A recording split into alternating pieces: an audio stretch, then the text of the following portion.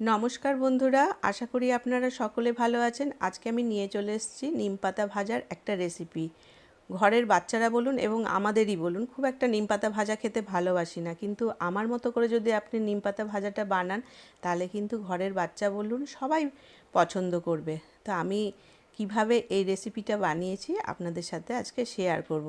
এমনিতে নিমপাতা খাওয়া তো আমাদের জন্য, শরীরের জন্য খুব ভালো। তো বাজারে এখন খুব কচি ধরনের নিমপাতা পাওয়া যাচ্ছে, আর এই কচি নিমপাতা দিয়েই কিন্তু এই রেসিপিটা তৈরি হয়।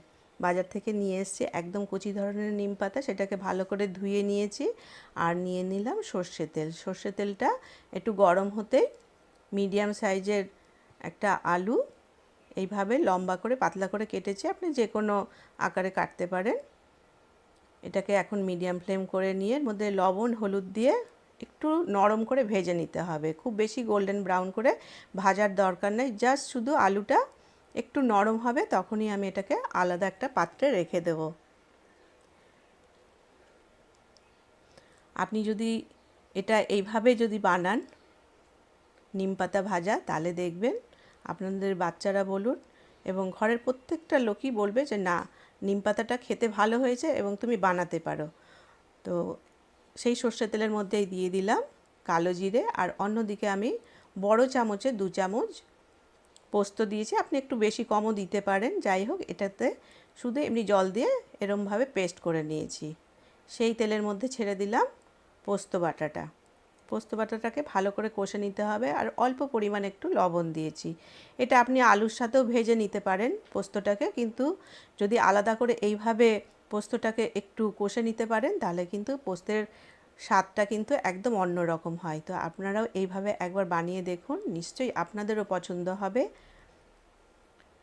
আর আমার রেসিপিটা যদি আপনাদের ভালো লেগে থাকে একটি লাইক দেবেন। আর এটি বানানোর জন্য নিয়ে নিলাম ছোট চামচে 2 চামচ আমি ঘি দিয়েছি। আর ধুয়ে রাখা নিম পাতাটাকে এখন পুরো ফুল ফ্লেম দিয়ে এটাকে ভাজবো। এটা ফুল ফ্লেমে পুরো ভাজলে পাতাগুলো একদম ক্রিস্পি হয়ে যাবে, একটাও পাতা ভাঙবে না, অথচ প্রত্যেকটা পাতা নরমও হবে না, অথচ ক্রিস্পি হয়ে থাকবে এবং গুঁড়িয়ে যাবে না। দেখুন পুরো ফুল ফ্লেম দিয়ে এইভাবে ভেজে নিতে হবে। তারপরে কম আঁচ করে দিয়ে তার মধ্যে একটু লবণ দিয়ে জাস্ট এইভাবে একটু নাড়াচাড়া করে নিতে হবে এবং এটা হালকা হাতেই নাড়াচাড়া করবেন। আর এটা যখন খাবেন নিম পাতাটাকে জাস্ট 5 মিনিট আগেই কিন্তু ভেজে নেবেন। আগে আলু এবং পোস্তটাকে আলাদা করে ভেজে রেখে দিলেন আগে, তারপরে গিয়ে এটা জাস্ট খেতে বসবেন। তার 5 মিনিট আগে যদি নিম পাতাটা ভেজে এইভাবে বানাতে পারেন তাহলে দেখবেন এইভাবে ক্রিস্পি হয়ে থাকবে। দেখুন প্রত্যেকটা পাতা গোটা থাকবে অথচ ক্রিস্পি, একটাও গুঁড়িয়ে যায় না।